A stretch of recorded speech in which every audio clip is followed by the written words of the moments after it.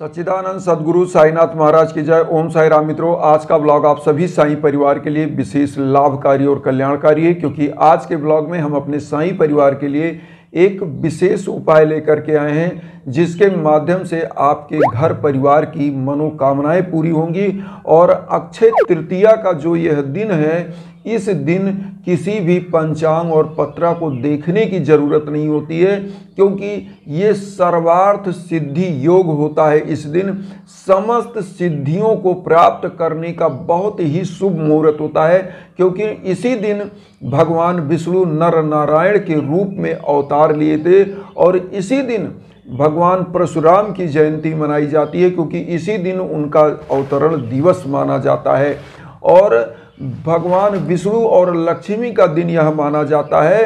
तो समस्त रूपों में आपका कल्याण होता है। धन, वैभव, यश, कीर्ति, पद, प्रतिष्ठा सब कुछ प्राप्त करने का बहुत ही विशेष योग होता है। और इस दिन जो भी आप शुरुआत करना चाहते हैं, जिस चीज़ का श्री गणेश करना चाहते हैं, वह निश्चित रूप से ऑल लाइफ, क्योंकि ये दिन अक्षय तृतीया, जिसका कभी क्षय न हो, ऐसा दिन माना जाता है। और ऐसी मान्यता है कि पांडवों को इसी दिन अक्षय पात्र प्राप्त हुआ था, कि जिसका भोजन कभी समाप्त नहीं होता था।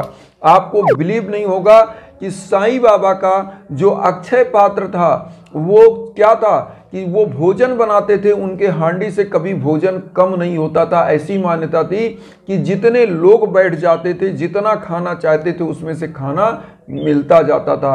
तो साईं बाबा भी एक अवतारिक पुरुष थे। और इस दिन एक चीज़ आप लोगों को मैं आज बताना चाहता हूँ कि साईं बाबा की पूजा में कौन सा वह चीज़ किया जाए कि जिससे आप सभी लोगों के ऊपर बाबा की कृपा प्राप्त हो। और चूंकि आज अक्षय तृतीया का दिन है, तो आज ही से शाम से इस उपाय को आप कर सकते हैं। जैसे आप साईं बाबा की पूजा करते हैं, और पूजा करने के बाद आप सभी लोगों के सम्मुख एक चीज़ हम बताना चाहते हैं कि जब आप बाबा की पूजा करने जाएं, तो सबसे पहले तो आपको एक दीप प्रज्वलित करना चाहिए। अब यहाँ पर हम बता दें दीप क्यों प्रज्वलित किया जाता है। जिस प्रकार से आज अक्षय तृतीया का दिन है, उसी प्रकार से जब ज्योति पुंज आप जलाते हो, और साईं बाबा खुद शिरडी में एक दीप जलाते थे, लोगों से भिक्षाटन करके वह दीप तेल मांग कर लाते थे और उस दीप को प्रज्वलित करते थे। तो आपको पता होना चाहिए ये दीप क्यों प्रज्वलित करते थे। उनका प्रज्वलित करने का कारण क्या था। बाबा इसलिए इस दीप को प्रज्वलित करते थे कि जो इस विश्व में अंधकार छाया है, ज्ञान का अंधकार, उस अंधकार को समाप्त करके, और उस अज्ञान का अंधकार समाप्त करके ज्ञान के प्रकाश को आपके द्वारा इस विश्व में फैलाया जाए। तो अज्ञान का जो ये पूरे विश्व में जो ये अंधकार है, जो छाया है, उस चीज़ को समाप्त करने के लिए बाबा उस दीप को प्रज्वलित करते थे। तो यहाँ पर हम यह बताना चाहेंगे कि बाबा शिरडी में दीप क्यों प्रज्वलित करते थे। सबसे पहले जानने की ज़रूरत है, क्योंकि बाबा जो है शिरडी में इसलिए दीप प्रज्वलित करते थे कि पूरे विश्व में जो अज्ञान का अंधकार छाया है, उस अज्ञान के अंधकार को समाप्त करके इस दीप के द्वारा ज्ञान का प्रकाश फैलाया जाए, लोगों में प्यार, सद्भाव और सद्भावना फैलाया जाए, और लोगों का जीवन सुखमय हो। इसलिए बाबा ने दीप प्रज्वलित करना शुरू किया। आज भी आप शिरडी में जाएंगे तो नंदा दीप, एक पीपल वृक्ष के नीचे परमानेंट वो प्रज्वलित रहता है, 24 घंटा, 24 आवर, मतलब ऑल लाइफ वो कब से वो अखंड ज्योति जल रही है और जल ही रही है।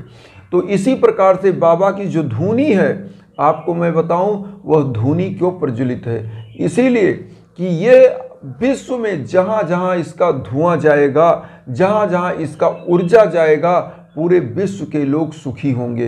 तो यह जानना चाहिए। इसीलिए जो हवन की ऊर्जा होती है, मैं बार बार यह चीज़ कहता हूँ, इंस्टाग्राम पर आप लोगों को बताता हूँ, बुलाता हूँ कि वहाँ आइए अगर हवन कराना है, क्योंकि हवन की जो ऊर्जा होती है वो बाबा की धुनी की तरह काम करती है। क्योंकि साईं बाबा के लगभग 33,000 मंत्रों का जाप होने के बाद यह हवन होता है, और इस हवन के द्वारा आपके सौभाग्य में वृद्धि होती है, घर परिवार में धन धान्य की वृद्धि होती है, घर परिवार का दुख समाप्त होता है। समस्त प्रकार के किसी बच्चे बच्ची की शादी में विलंब हो रहा है तो उसके लिए, मतलब आपके घर में वास्तु दोष है उसके लिए, परिवार में आपसी कलह और शत्रुता बढ़ रही तो उसके लिए ये हवन। तो इस हवन की जो है अपूर्ण एक प्रकार से तब माना जाता है पूजा की जब आप पूजा में हवन नहीं करते हैं। तो हवन करने के लिए आपको योग्य ब्राह्मण योग पंडितों से ही संपर्क करके हवन कराना चाहिए। और इसके लिए मैं हमेशा कहता हूं कि मेरे लाइक जो है इंस्टाग्राम पर आइए, वहां हम आपका सहयोग निश्चित करते हैं। तो एक दीप आपको, अब यहाँ पर पहला काम, एक दीप आपको प्रज्वलित करना है पूजा में। हवन के लिए मैं बैठा हूँ, आप चाहेंगे तो मेरे द्वारा आप संपर्क कर सकते हैं। और उसके बाद आपको पूजा में दूसरा काम भोग लगाना। साईं बाबा के पूजा में दूसरा बात आप समझिए कि भोग लगाना, क्योंकि बाबा के पूजा में बाबा का भोग लगाना ही चाहिए। वैसे तो लोग, बहुत सारे लोग भोजन का भोग लगाते हैं, वो अच्छी बात है, क्योंकि बाबा का जो सबसे प्रिय आहार था वो खिचड़ी था। और बाबा क्या करते थे, अपनी उस हांडी में समस्त चीज़ें डाल करके, चावल दाल मसाला सब कुछ डाल के, और वो खिचड़ी की तरह ही भोजन बनाते थे और लोगों को वितरित करते थे। क्योंकि बाबा एक ही हांडी में वो भोजन बनाते थे और अपने हाथों से चलाते थे। बाबा अपने हाथों से चलाते थे जलता हुआ भोजन। तो आप समझ सकते हैं कैसे चमत्कारिक पुरुष बाबा थे। और वह भोजन वो सभी लोगों को खिलाते थे, निस्वार्थ भाव से खिलाते थे, प्रेम से खिलाते थे। तो इस प्रकार से आप बाबा को भोग लगा सकते हैं भोजन का, और गरीबों को इसको बांट सकते हैं।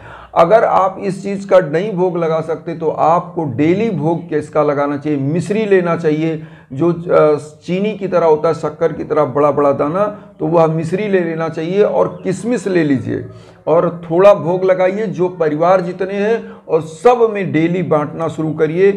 समस्त लोगों की किस्मत चमक जाएगी, बाबा का कृपा बनेगा।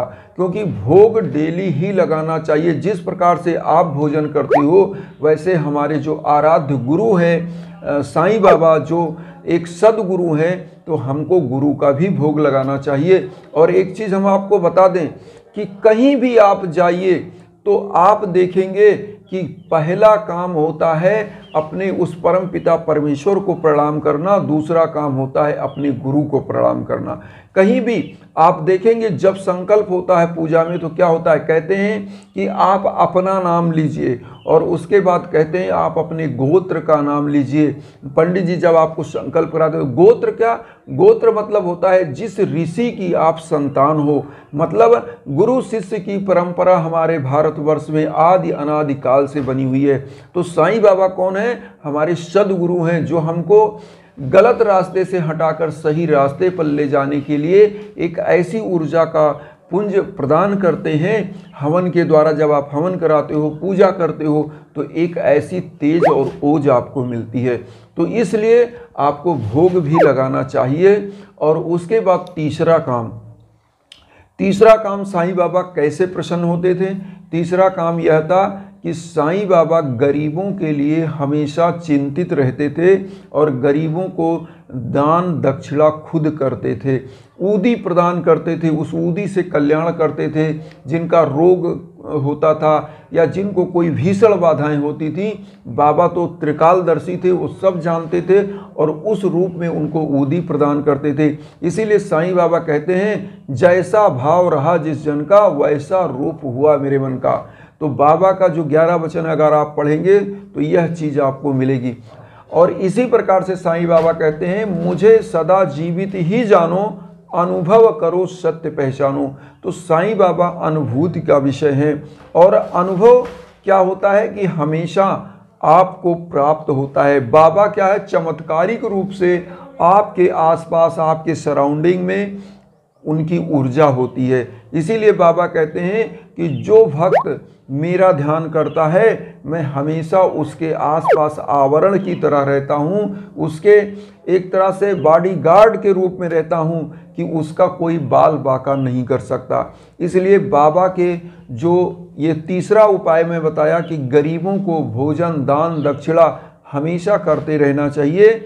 और हमेशा जीवन में एक चीज़ आप ध्यान रखिए कि जब भी कोई भी दिक्कत आए तो निश्चित रूप से ये पूजा पाठ का बढ़ा देना चाहिए दायरा, और उसके बाद हस्त मुक्त होकर दान दक्षिणा करना चाहिए और जीवन में यज्ञ हवन कराते रहना चाहिए। इससे क्या होता है, ग्रह गोचर समाप्त होते रहते हैं और जीवन निस्वार्थ भाव से आगे बढ़ते रहते हैं।